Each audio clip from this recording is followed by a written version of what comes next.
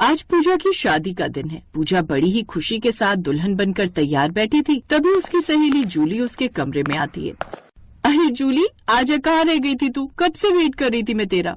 हाँ, मेरी best friend की शादी और मैं ना, ऐसा हो सकता है भला?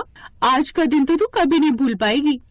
क्या मतलब? कहीं तू मेरे पति कुणाल को तो चुराने की नहीं सोच रही है?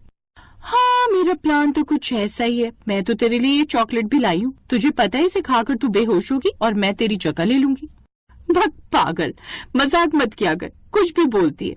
मुझे पता है ये चॉकलेट इसलिए लाई है क्योंकि मुझे पसंद है। चल दे मुझे। पूजा जूली की बात को मजाक समझकर चॉकलेट खा लेती है और फिर वही होता है जो जूली ने कहा था, वो बेहोश हो जाती है।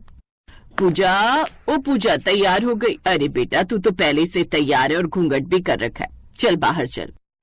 जाने अनजाने में पूजा की माँ जूली को पूजा समझकर अपने साथ ले जाती है और कुणाल के साथ बिठा देती है और ऐसे ही जूली और कुणाल की शादी हो जाती है। जब बारात जाने का टाइम होता है तो पूजा बाहर आती है। रुक जाओ, ये शादी नहीं हो सकती।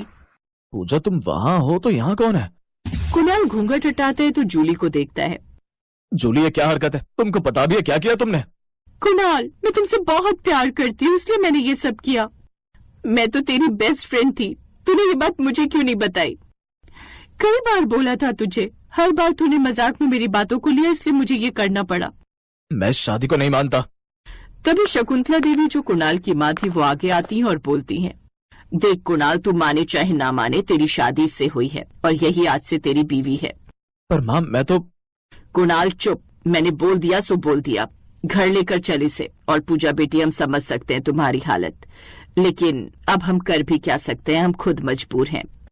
सभी लोग जूली को लेकर घर की ओर चल देते हैं। कार में कुणाल की आंखों में दर्द नजर आता है तो जूली के चेहरे पर मुस्कान जैसे उसने कोई जंग जीत लिया हो।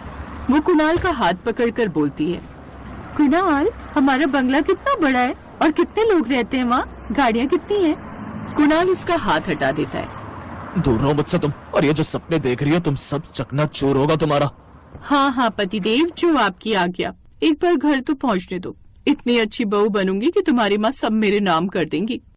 जूली कुणाल के घर पहुँचती है और गाड़ी से उतरती है उसकी नजर पड़ती है बड़े बंगले पर। वो खुश होकर उसकी ओर बढ़ने लगती है। तभी शकुंतला देवी उसका हाथ पकड़कर रोकती है।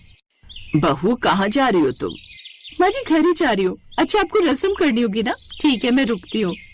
अरे चुप कर, कितना बोलती है। रस्म वसम उसकी होती है जिसे बहू बना कर लाया जाए। तू तो खुद आई है बहू बनकर। तो फिर रोका क्यों? क्योंकि हमारा घर वो नहीं है, वो है दूसरी साइड वाला। जैसे ही जूली की नजर दूसरी तरफ पड़ती है वो हैरान रह जाती है, क्योंकि वहाँ एक पुराना सा टूटा हुआ घर था जो था भी पेड़ के ऊपर। कुणाल, तुम मजाक कर रहे हो ना? ये घर कैसे हो सकते हैं? ये तो ट्री हाउस जैसा है ना, वो भी पुराने जमाने का। ये हमारे दादाजी ने बनवाया था। यहाँ हमारे देवता का वास है, जिसके कारण हमारी प्रथा है कि जो भी नई बहू हमारे घर आती है वो पहले 2 महीने यहीं रहती है, वरना उस बहू की जान को खतरा होता है। अगर तुम्हें हमारे घर चलना है तो चलो, अच्छा ही होगा, हमें तुमसे छुटकारा मिलेगा। अब बेचारी जूली को मजबूरी में उस घर में ही रहना पड़ता है, क्योंकि अब उसे इस बात का भी डर था कि कहीं उसे कुछ हो ना जाए। अच्छा तो बहू, तुम दोनों यहाँ रहो, मैं चलती हूँ। सासू माँ, आप क्यों जा रही हो? आप भी यहीं रहो ना मेरे पास। नहीं बहू, मैं यहाँ नहीं रह सकती, क्योंकि मेरी शादी के टाइम तो मैंने गुजारा कर लिया, पर अब नहीं होगा मुझसे। तुम और कुणाल रहो यहाँ। माँ, मैं नहीं रहूंगा अकेले इसके साथ, मैं भी चल रहा हूँ। देख बेटा, रस्म है, निभानी तो पड़ेगी। शकुंतला चली जाती है और कुणाल को ना चाहते हुए भी वहाँ रुकना पड़ता है। रात का समय होता है। जूली आराम से लेटी होती है, तभी एक चूहा उसके ऊपर आ जाता है, जिसे देखकर वो चिल्लाती है। कुणाल भागकर आता है तो वो उसे गले लगाती है। दूर हटो मुझसे तुम, कितनी बड़ी डरपोक हो, एक चूहे से डर गई। अरे इससे भी कोई डरता है क्या? तो तुमको क्या किसी से डर नहीं लगता? नहीं, मैं किसी से नहीं डरता। तभी एक कॉकरोच आ जाता है, जिसे देखकर कुणाल डरकर जूली के गले लग जाता है, जिसके बाद दोनों हंसने लगते हैं। तभी कुणाल की आंखों में आंसू आ जाते हैं और वो चुपचाप सो जाता है। जूली को वहाँ बहुत परेशानी हो रही थी, फिर भी वो कुणाल के लिए सब सह रही थी। कुणाल सब देख रहा था पर कुछ नहीं बोलता। ऐसे एक दिन देर रात बहुत जोरों की बारिश होती है और कुणाल बाहर होता है। जूली घर में अकेली बहुत डर जाती है। जब कुणाल आता है तो घर में पानी भरा देख और जूली को देखकर उस पर हंसता है। क्या हुआ पत्नी जी, आया मजा बारिश में बड़े पेड़ वाले ससुराल में? चलो, कम से कम पत्नी तो माना आपने मुझे। समय के साथ दोनों एक दूसरे के करीब आ गए थे। जूली, बहुत तेज बारिश हो रही है, मुझे नहीं लगता कि ये हमारा घर टिकने वाला है, हमें यहाँ से जाना होगा।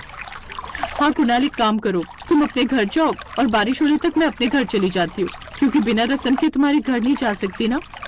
कुणाल अपने घर चला जाता है पर जूली नहीं जाती, वो उसी घर में रहती है। कुणाल घर जाकर रात के समय जूली का हाल पूछने के लिए कॉल करता है पर कॉल नहीं लगता। वो उसके पापा को कॉल करता है तो उसे पता चलता है वो घर नहीं गई है। कुणाल भागते हुए उसे ढूंढने लगता है। आखिर में जब वो बड़े पेड़ वाले घर पर जाता है तो देखता है कि वो घर गिर चुका है, जिसे देखकर कुणाल फूट फूट कर रोने लगता है। क्या हुआ, रो क्यों रहे हो? मेरी जूली मुझे छोड़कर चली गई। तो मैं कौन, भूत हूँ? जूली को देखते ही कुणाल उसे गले लगा लेता है। आज के बाद कभी ऐसा मत करना, तुम्हें कुछ हो जाता तो क्या होता, तुमको तो छुटकारा मिल जाता मुझसे। पागल हो क्या तुम? जब पसंद नहीं करता था तब गले पड़ी थी, अब करता हूँ तो जाना चाहती हो? मैं कहीं नहीं जाने दूंगा। क्या? हाँ, मैं तुमसे प्यार करता हूँ। बारिश में बड़े पेड़ पर ससुराल देख जूली डर तो गई थी, पर अब उसे कहीं न कहीं इस घर से प्यार हो गया था, क्योंकि इस घर ने जूली को सुख तो नहीं दिया पर उसकी जबरदस्ती की शादी को एक प्यार भरा नाम जरूर दे दिया।